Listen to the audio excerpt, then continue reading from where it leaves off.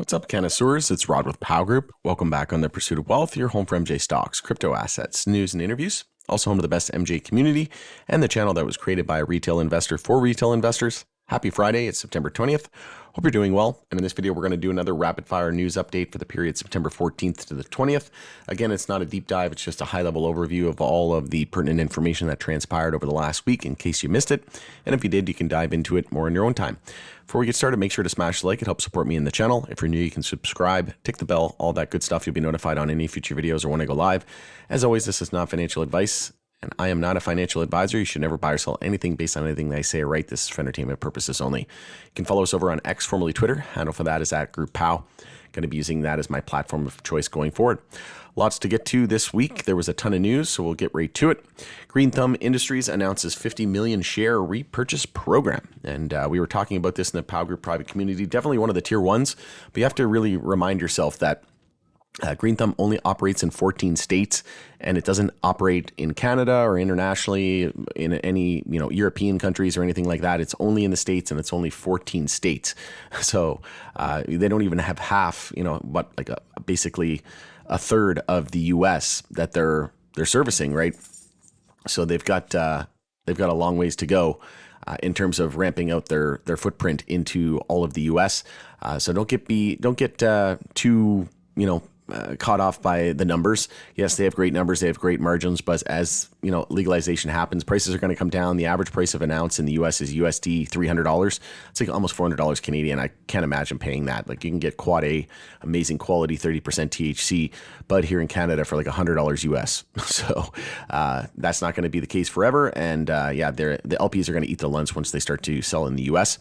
And look at Curaleaf, right? It operates in the US, Canada, and Europe, and it starts to resemble a little bit more of the LPs, right? So they're building a global business, whereas some of these MSOs are just very domesticated in select few states. So it's no wonder their numbers are so good, especially with a $300 USD average ounce price.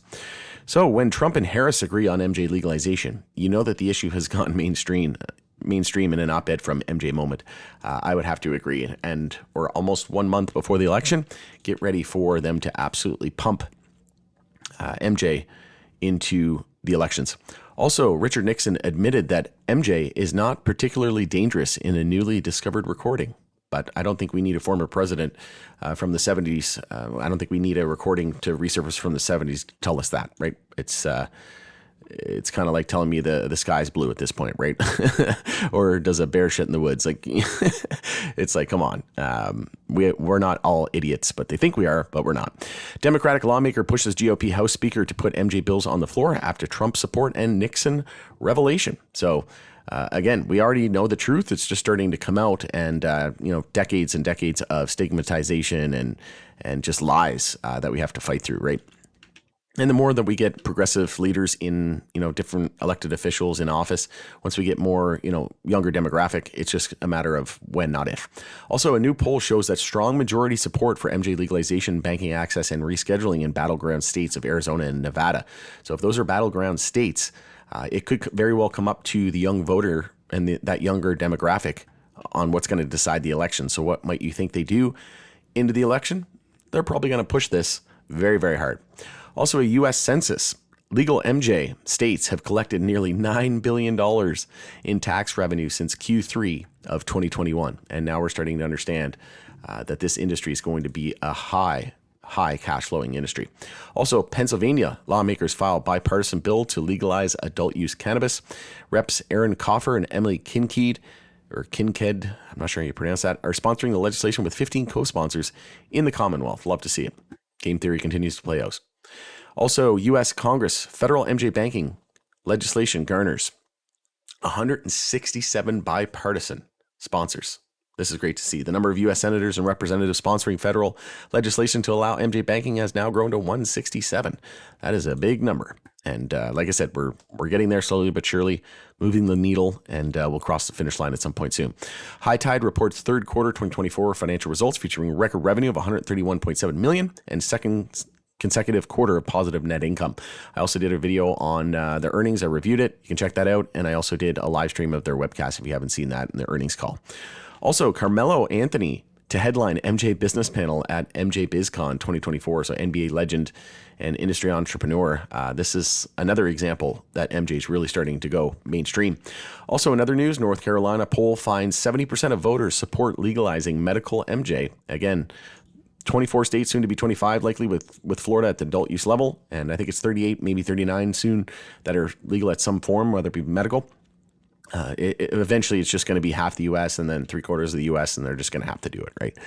Trulieve chips in another $4.5 million for Florida's recreational MJ effort. As I said, I think this is going to pass.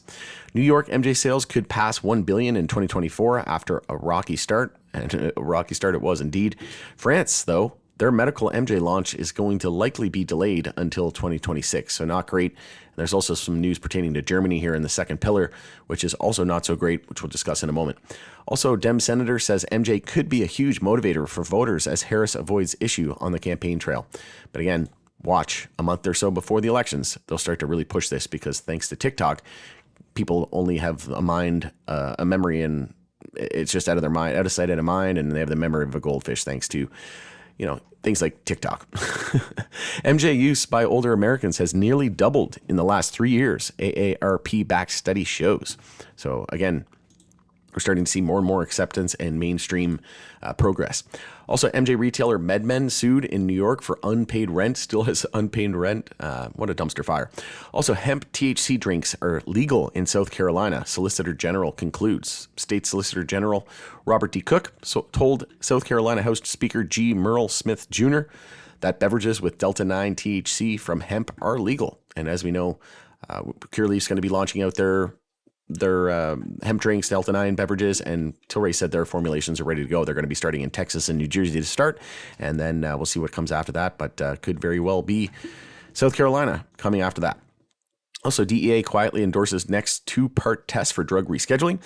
They officially recognize a new two-part test for determining whether a substance has an accepted medical use, which was used to determine whether MJ should be rescheduled. And hearing coming up on December 2nd. So things are progressing quite nicely there and a lot quicker than many had expected. Also, Japan updates their CBD regulations and retains strict THC caps. We also have Tilray acquiring $23.8 million promissory note in deal with Double Diamond on heels of the brewery acquisition, and they exchanged that for 13.2 million shares at 0.001, so essentially $1.80 is what the dilution was there. I did a video on this. You can check it out. I also did a video on this. Important update, it was called, and they're looking to increase the number of shares from common stock for the company from 1.2 billion to 1.4 billion. And they talk about some new director nominations, and this is for their AGM. And then PricewaterhouseCoopers LLP is their independent public accounting firm. So if you haven't seen those videos, again, you can go and check them out. Also, Tilray Medical launches Redecan brand in Australia. Love to see it. Got to try the new Space Age cake. It's like 30%. It's absolutely amazing. It's definitely by far my favorite strain out there in the market right now, and very cheap too. It's like $60 for 14 grams. Also, AYR, that's Canadian, so like $40 US. Can you start to understand whenever these US producers have competition from the LPs and people say, oh, well, it'll never happen. Well, guess what? Canopy USA acquired acreage. Well, they're in the process of it. So they're slowly becoming a multi-state operator. Curaleaf acquired Northern Green Canada. They're an LP, and they're in the US and in the EU and Germany and all over. And eventually these Canadian LPs are going to be in the US, and look at Tilray and their hemp beverages trying to launch that soon into Texas and New Jersey and more states to come after that. So they're already doing it, and they're going to eat their lunch whenever they get down there. Also, AYR Wellness CEO David Gubar steps down effective immediately. The company's board of directors approves the appointment of Stephen M. Cohen as interim CEO. Stock getting slammed. Whole sector's weak, but not a good look for AYR. I don't think a lot of people seen that coming. I was not really that surprised with him, to be honest, or that big of a fan, to be honest. Heard him speak and just lackluster. Never really got me excited. And I only own AYR just because of the Florida vote. I'm not a big fan of them. It's not a huge position in my MJ portfolio. I would say they're probably going to get acquired by some other big company eventually down the line in the blue chip phase. Trulieve to open medical MJ dispensary in Lake Worth, Florida. So this is an absolute behemoth in the Florida market. So obviously going to be the biggest beneficiary of adult use legalization in Amendment 3 if that does pass come November. Also, Thailand's new MJ bill, stricter rules, but MJ remains legal. So not so great, but could be worse. Second phase of German adult use MJ market launch in jeopardy. Not so great, but could be worse. At least we got Pillar 1, Germany in their Pillar 2. And I made a joke in the Pow Group private community to Pow Group private members that, we have to delay MJ reform because, and same thing with the hearing, because crypto and big tech still isn't done yet, right? So they're just holding off. Like there's a reason why they don't run them simultaneously, because the demographic's the same. And I think, it's all planned. I think after crypto, big tech, AI, electric vehicles, after all of those sectors start to top out for monthly downtrends, enter a bear market, then I think MJ is going to see a bull market and monthly uptrends, and could go on to become the best performing sector over the next couple of years. Also, Senator Elizabeth, what's the name I called her? Elizard Beth Warren, the true lizard of all lizards. This person she does support descheduling, so I'll give her that. But when it comes to her policies and the anti-crypto army and everything, I can't stand this woman. But yeah, she does support descheduling MJ, so I'll give her that. So we'll see. I think she's going to be up for re-election as well in November, and John Deaton's going to be going against her. I don't think she's going to win. I think John will probably win, but we'll see what happens. Definitely rooting for John. Hopefully he's pro MJ though. I think he is. He's pro common sense, and MJ's just common sense, and he's pro American people, and the American people want it. So I can't see, even if he didn't like it himself, I can't see why he would stand in the way of it. Also, so moreover on this, she says the vote on MJ banking bill could happen this year, but blames Republicans for the lack of progress. So, yeah, I mean, it's just a he said, she said, she said, he said type of game, right? They just keep pointing fingers, and the Dems say it's the reps, and then the reps say it's the Dems. So I don't know. It's just that political theater and back and forth. You don't know really who to believe at the end of the day. They both just need to friggin' get shit done. Like, come on, it's ridiculous. Tokyo Smoke launches stalking horse sale process, and document shows that they still have more than 90 million Canadian worth of debt left on the books. So we'll see what happens with those stores. Also, Canada, $440 million in legal MJ sold in July, the most since December. Love to see it. Going to be big business. Big business. So going into there, once again, happy Friday. Hope you have a great rest of your weekend ahead. And it's Rod with Pow Group. Thanks again for joining us in the Pursuit of Wealth. Let me know what you think of this news. We'll continue the conversation in the comment section below. All right, see you on the next one.